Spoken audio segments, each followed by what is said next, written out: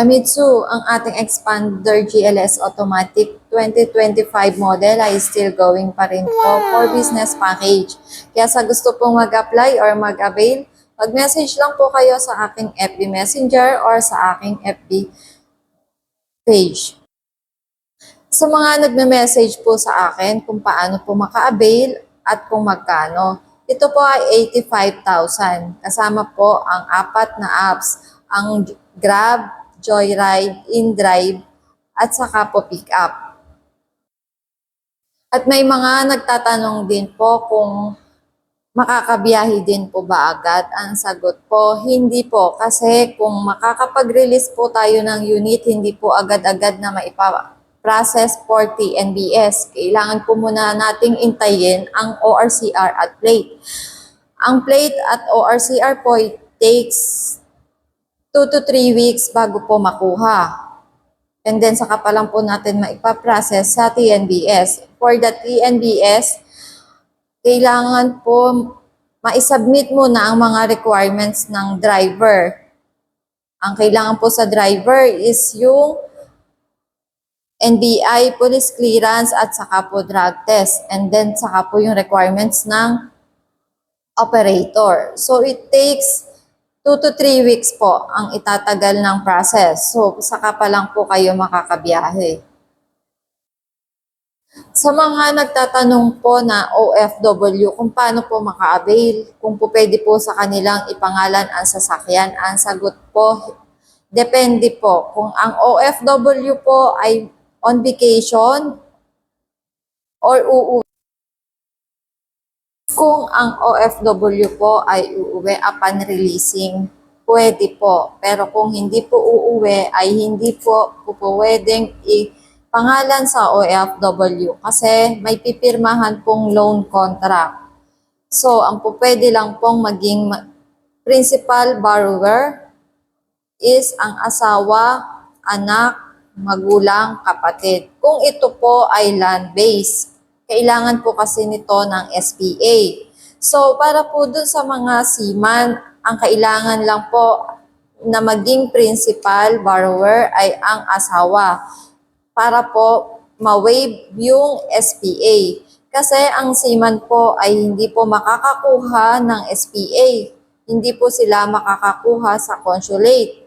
So, ang kailangan lang po na maging principal borrower ay ang asawa for seaman. Ang requirements po na kailangan for seaman is passport, seaman book, contract, payslip.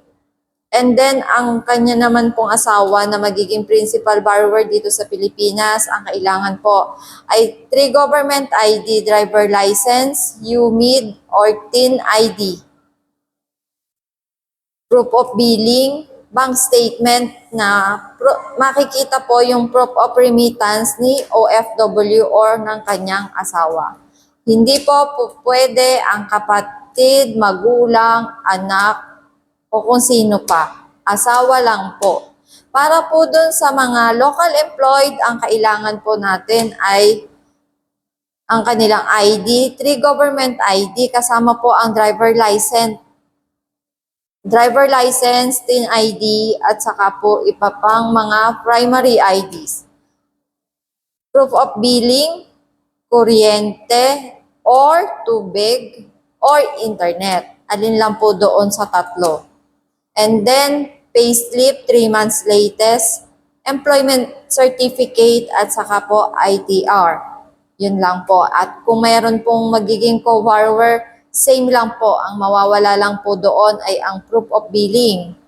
And then para po dun sa mga business owner na gusto rin pong magdagdag po ng kanilang business, kung halimbawa po hindi naman po ang business nila ay sa TNBS at gusto nilang magdagdag ng business po nila, ang requirements po for business owner ay 3 government IDs, proof of billing, DTI, ITR, bank statement. Yun lamang po ang kailangan po para po dun sa mga business owner. And then,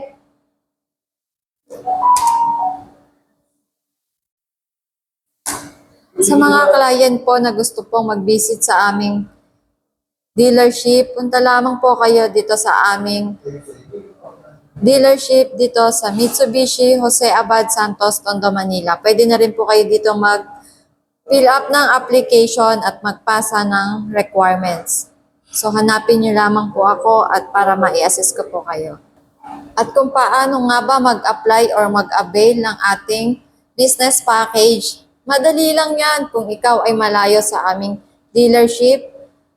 Pwede po natin yan i-process through online. Mag-fill up lamang po kayo ng application and then mag-submit lang po kayo ng requirements. Ang pag-process po ng ating application is through online. So, mai-update ko po kayo regarding po sa inyong application through online. Magkikita-kita po tayo once na kayo po ay ma-approve at mag-release na dito sa aming dealership. Wala pong ilalabas na pera hanggat wala pong approval. So, manghihingi lang po tayo ng reservation for the unit.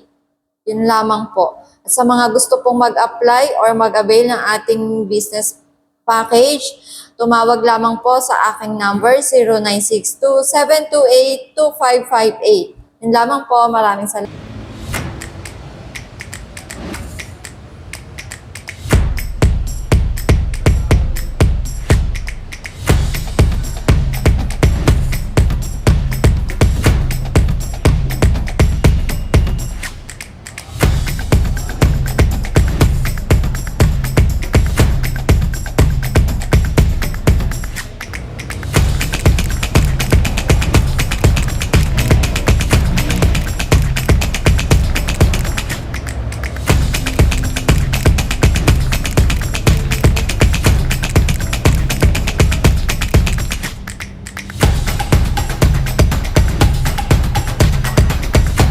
Kamitsu, huwag mo nang palagpasin ang chance na maging ikaw ang bossing sa sarili mong negosyo o business.